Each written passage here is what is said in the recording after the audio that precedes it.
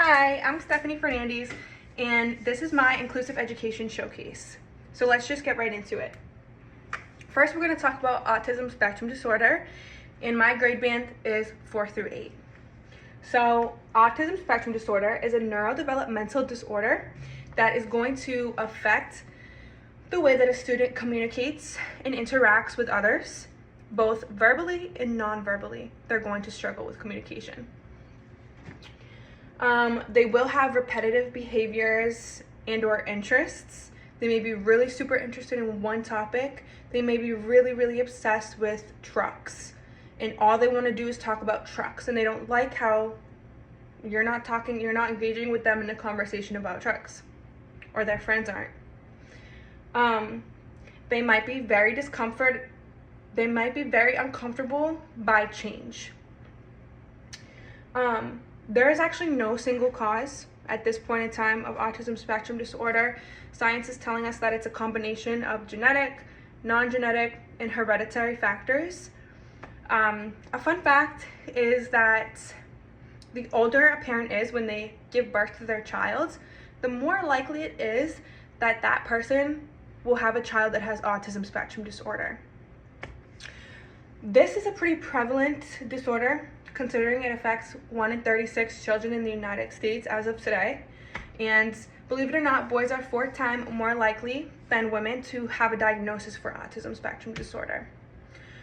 What we can expect in a classroom setting when you're dealing with someone with autism spectrum disorder is that they're not going to pick up on your facial expressions or your tone of voice. So it's really important to be clear and concise with your words, and to make sure you're able to explain things in multiple different ways without boring your general education students. It's important to be aware of the autism spectrum disorder and aware of how other students may interact and treat that student. We need to make sure that we're promoting inclusion, which means promoting normalization. Normalization of this disorder means not allowing other students to pick on the student with autism spectrum disorder. We want to incorporate group work, but probably small group work with a student with autism spectrum disorder. We definitely don't want to make the student feel overwhelmed or overstimulated, so starting with small groups is best. I would say trying to have a very consistent teaching routine regimen would be great.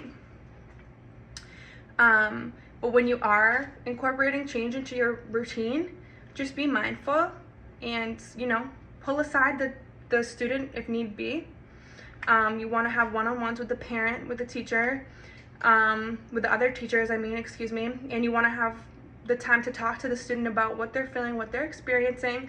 Be able to just talk to them one-on-one as much as possible. And if they want to do that after school hours, that can be arranged as well. But moving on. So I decided to talk about for my second one, emotional disturbance, grades 4 through 8. Let's get right into it. An emotional disturbance is described as an inability of a student to learn in an unexplained way it's obviously not caused from a different type of intellectual disability.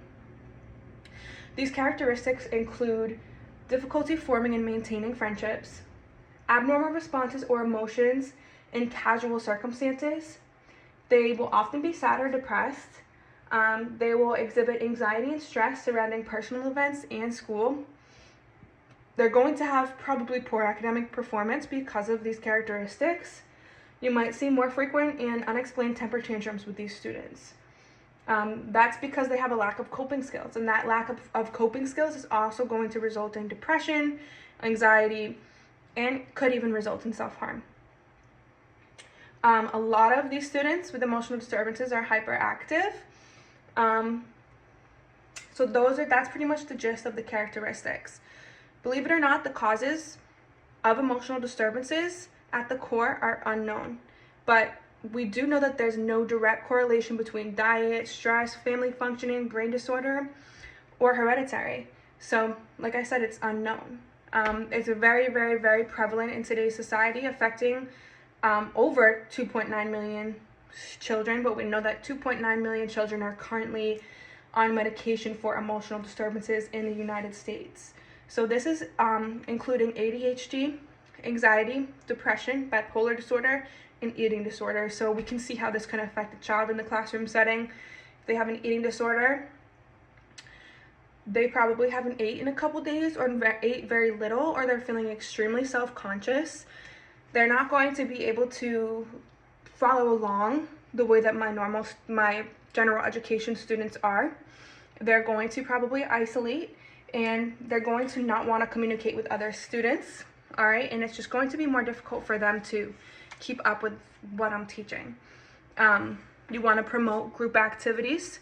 You want to promote inclusion. You want to make sure that you're providing support, because in order for these students to succeed, they need the support necessary, and that's even stated in chapter 5. But a really common one that I'm going to use for an example here is ADHD. If you have a student with ADHD and you're trying to keep them in the same classroom as your other students, which is totally possible, you're going to see that they're standing up. They may, stand up, they want to run around, they may not stop talking. You may just have trouble keeping them in line with your other students, and your immediate reaction might be to want to yell and punish them in front of the rest of the students. This is not going to work with a child with ADHD. They have an emotional disturbance. So it's about incorporating different styles of teaching that can be helpful for your general education students as well. So I mean, if I have kids with ADHD in my classroom, I'm going to incorporate a lot of moving activities, things that we can do to move around while we also learn, hands-on activities, group activities, and maybe even fostering communication and a little healthy, friendly banter. We want our students to learn how to make friends, and if they're not able to do that on their own, we can always try teaching that and encouraging that by promoting group work and different ice-breaking activities that you see a lot of teachers do within the first couple weeks of class. Just being mindful overall is extremely important, and having a good idea of what each emotional disturbance the child has. So we want to be aware without holding biases. We want to make sure we have high standards for all of our students, and like I said, we want to normalize, and that will be a part of inclusion. So that is the summary for today, and my sources are on the last page. Thanks for listening.